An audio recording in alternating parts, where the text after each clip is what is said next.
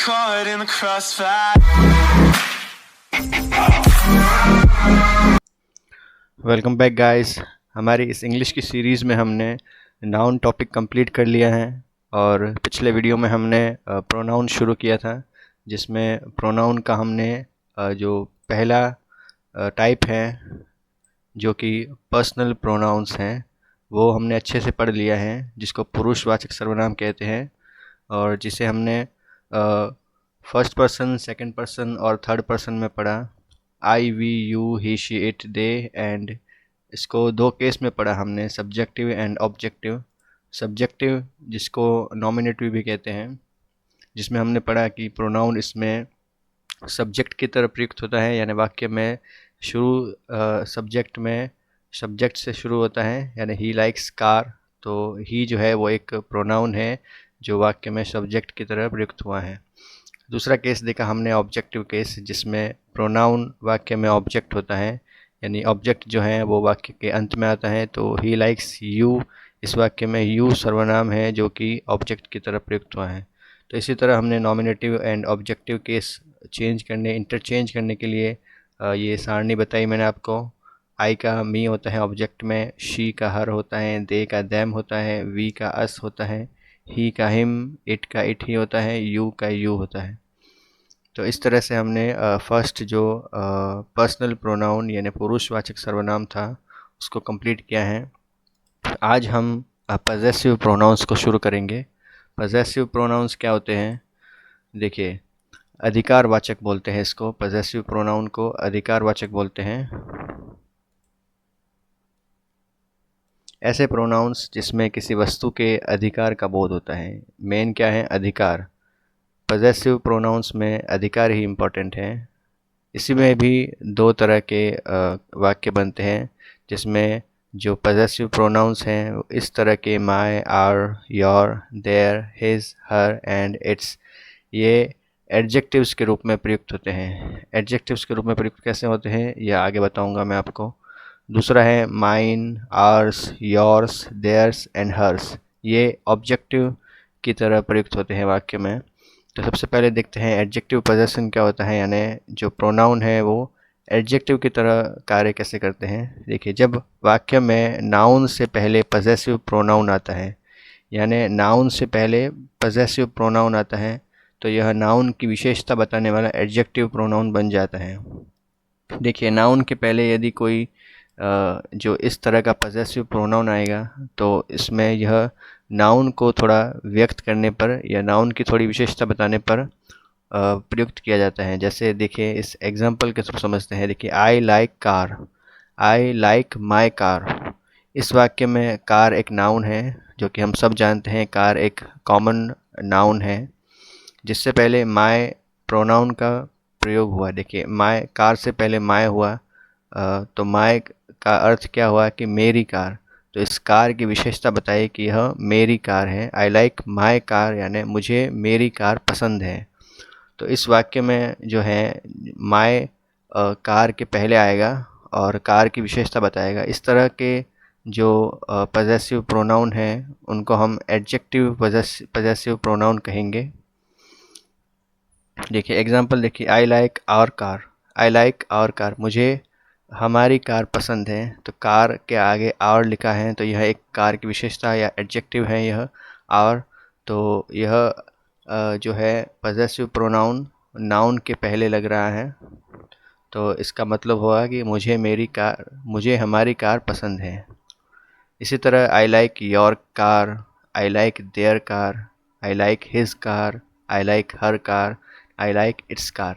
तो ये सभी पजेसिव प्रोनाउंस दिख रहे हैं आपको, जो कि एडजेक्टिव्स की तरह प्रयुक्त हो रहे हैं वाक्य में। तो इसको हम एडजेक्टिव पजेशन कहेंगे। और अगला जो है वो पजेसिव प्रोनाउंस है। Possessive pronoun mine, ours, yours, theirs and hers, यह ऑब्जेक्ट की तरह प्रयुक्त होंगे वाक्य में। देखिए, this car is mine, this car is mine. इस वाक्य में माइन एक प्रोनाउन है जो कि वाक्य के अंत में ऑब्जेक्ट की तरह प्रयुक्त हो रहा है। तो इसमें कोई जो है एडजेक्टिव वगैरह का काम नहीं है। इसमें दिस कार इज़ माइन यानी प्योरली इस कार का अधिकार जताया जा रहा है, तो इस कार का अधिकार जताने के लिए हमने माइन का प्रयोग किया है। तो माइन एक प्रोनाउन है, पॉजेसिव प्रोनाउन है, जिसका अर्थ है मेरा। This car is yours, yours का अर्थ है तुम्हारा, तो यह कार तुम्हारी है। दिस कार इज़ देयर्स, यह कार उनकी है। दिस कार इज़ हर्स, यह कार उसकी है, जो कि एक फ़ीमेल है। दिस कार इज़ हिज, यानी यह उसकी कार है, जो कि एक मेल है। दिस कार इज़ आर्स, यह कार हमारी है। तो इस तरह से जो है वो पॉजेसिव प्रोनाउंस का ऑब्जेक्टिव केस होगा, जो कि किसी वाक्य के अंत में आएगा।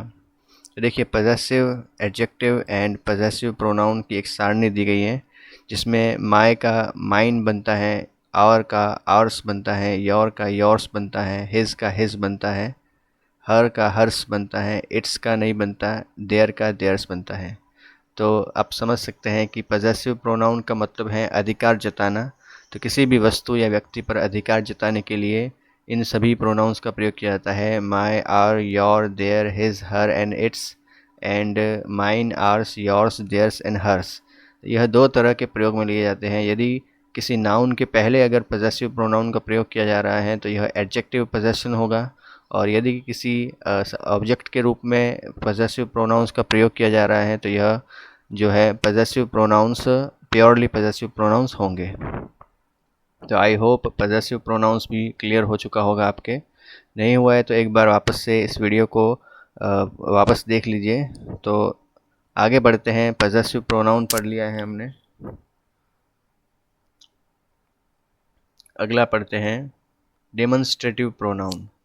डेमोन्स्ट्रेटिव प्रोनाउन क्या होते हैं? डेमोन्स्ट्रेटिव प्रोनाउन का मतलब है संकेतवाचक सर्वनाम। संकेतवाचक सर्वनाम, नाम से पता चल रहा है कि इसमें किसी संकेत का प्रयोग किया जाता है।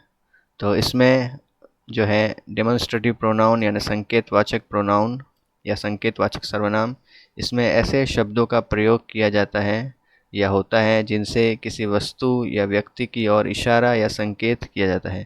तो देखिए, किसी वस्तु या व्यक्ति की ओर इशारा या संकेत किया जाता है, तो इसमें देखिए 4 तरह के जो है प्रोनाउंस होते हैं, जो कि हम बचपन से पढ़ते आए हैं। दिस यानी यह, दैट यानी वह, दीज यानी यह, दोज यानी वह। तो देखिए, आपको लग रहा होगा कि दिस और दीज सेम ही है, लेकिन बिल्कुल नहीं। यह दिस जो है सिंगुलर में यूज़ होता है, यह दीज प्लूरल में यूज़ होता है। ऐसे ही दैट वह और दोज वह, दैट सिंगुलर में यूज़ होता है, दोज प्लूरल में यूज़ होता है। देखेंगे आगे, आपको अच्छे से समझाऊंगा। देखिए, सबसे पहले दिस का प्रयोग कहाँ किया जाता है? दिस का प्रयोग, दिस का मतलब होता है यह। इसका प्रयोग पास की किसी वस्तु या पास की किसी एक सिंगुलर वस्तु या एक व्यक्ति की तरफ संकेत करने के लिए किया जाता है। यानी कोई पास में कोई वस्तु पड़ी है या किसी व्यक्ति की तरफ संकेत या इशारा किया जा रहा है जो सिर्फ एक सिंगुलर है, यानी सिर्फ एक ही वस्तु है या एक ही व्यक्ति है, तो इस सिंगुलर व्यक्ति या वस्तु के लिए दिस का प्रयोग किया जाएगा। तो देखिए एग्जाम्पल के through, this is my book. Example है दिस इज़ माई बुक, यह मेरी किताब है। इस वाक्य में एक किताब जो कि पास रखी हुई है और उसकी तरफ संकेत किया जा रहा है। जैसे मैं टेबल पर बैठा हूँ और टेबल पर एक किताब पड़ी है, तो मैं इस किताब को देख के बोल रहा हूँ कि दिस इज़ माई बुक, यानी यह मेरी किताब है। तो इस वाक्य में जो है वो किताब जो है वो जो बोल रहा है वाक्य, उसके जस्ट पास में पड़ी है। तो पास की वस्तुओं के लिए दिस का प्रयोग किया जाता है। और व्यक्ति के लिए देखिए, दिस इज़ राम। अगला एग्जाम्पल है दिस इज़ राम, यह राम है। तो इस वाक्य में एक व्यक्ति है राम, जो कि पास खड़ा है, उसकी तरफ संकेत किया जा रहा है। जैसे कि मैं खड़ा हूँ और मेरे जस्ट पास राम खड़ा है, तो मैं आपसे बात करते हुए राम को इंट्रोड्यूस कर रहा हूँ कि दिस इज़ राम, यानी यह राम है। तो इस वाक्य में जो है व्यक्ति या राम जो है पास खड़ा है, तो पास की वस्तुओं और व्यक्तियों के लिए दिस का प्रयोग किया जाएगा। अगला देखते हैं दैट का। दैट का मतलब होता है वह। दिस का मतलब यह हो गया, दैट का मतलब वह हो गया। इसका प्रयोग जो है वो दूर की किसी एक वस्तु या किसी एक व्यक्ति की तरफ संकेत करने के लिए किया जाता है। यानी जो है दैट का प्रयोग है, जो दिस का प्रयोग हमने देखा वो दूर की वस्तु के लिए, पास की वस्तु के लिए होता है, और दैट का प्रयोग जो है दूर की वस्तु के लिए होता है। एक दूसरे के ऑपोजिट कह सकते हैं हम, कि एग्जांपल्स के थ्रू देखते हैं कि देखिए हमने यहाँ बोला था कि दिस इज़ माय बुक, यानी एक किताब जो है जो हमारे जस्ट पास में पड़ी है, लेकिन यहाँ पे जो है this is my that is my book, that is my book यानी वह मेरी किताब है। इस वाक्य में एक किताब जो है वो दूर रखी गई है, उसकी तरफ संकेत किया जा रहा है। यानी जब मैं अपने टेबल पर बैठा हूँ और सामने वाले टीचर के टेबल पर बुक पड़ी है, तो मैं बोल सकता हूँ कि दैट इज़ माय बुक, यानी वह मेरी किताब है। यानी मुझसे दूर हैं तो दूर की वस्तुओं के लिए दैट का प्रयोग होगा, और पास की वस्तुओं के लिए दिस का प्रयोग होगा। व्यक्ति के लिए दैट इज़ राम, यानी राम जो है वो मेरे पास नहीं खड़ा होके कहीं दूर खड़ा है, और मैं आपसे बात करते हुए उसको इंट्रोड्यूस कर रहा हूँ कि वह राम है। यानी राम दूर खड़ा है, हमारे पास नहीं है, तो उसकी तरफ संकेत किया जा रहा है दैट इज़ राम, यानी वह राम है। तो दिस और दैट में कन्फ्यूज़न ख़त्म हो गया होगा अब तक आपका। दिस का मतलब पास की वस्तुओं या व्यक्ति के लिए किया जाता है, और दैट का प्रयोग दूर की वस्तु या व्यक्ति के लिए किया जाता है। इसका मतलब दिस का मतलब यह और दैट का मतलब वह, तो यह और वह में भी समझ में आ सकता है कि कौन पास है और कौन दूर है। अब इनका प्लूरल्स देखते हैं। दीज यानी यह, देखिए दिस का मतलब भी यह था और दीज का मतलब भी यह है, लेकिन इसका प्रयोग एक से अधिक व्यक्ति या वस्तु की तरफ संकेत करने के लिए किया जाता है, यानी एक से अधिक। देखिए एग्जांपल है दीज आर माई बुक्स, यहाँ देखा हमने दिस इज़ माई बुक यानी यह मेरी किताब है, लेकिन यह एक सिंगुलर किताब थी। लेकिन अगर एक से ज़्यादा किताबें हो तो इसके लिए हम दीज का प्रयोग किया जाता है। दीज आर माई बुक्स, यह मेरी किताबें हैं, यह मेरी किताबें हैं। पास में अगर पास की वस्तु हैं और एक से ज़्यादा वस्तु या व्यक्ति हैं, तो इस वाक्य में एक से अधिक किताबें पास रखी हुई हैं, उसकी तरफ संकेत किया जा रहा है कि दीज आर माई बुक्स, यानी दीज आर माई बुक्स यानी यह मेरी किताबें हैं। तो पास में पड़ी हैं किताबें लेकिन एक से ज़्यादा है, तो दीज का प्रयोग किया जाएगा। ऐसे ही दीज आर माई फ्रेंड्स, यह मेरे दोस्त हैं। पास में आपके एक से ज़्यादा दोस्त खड़े हैं, तो आप बोल रहे हैं कि दीज आर माई फ्रेंड्स यानी यह मेरे दोस्त हैं।